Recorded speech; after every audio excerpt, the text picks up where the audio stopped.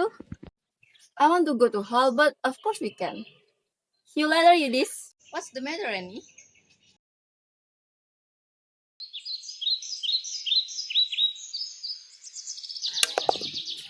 Kusuma, what time are we meeting up to make all these cakes and things?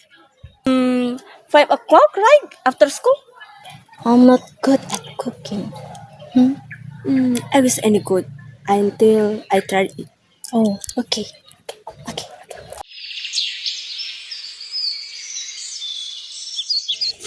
Kusuma. Hi. I want to say sorry with you.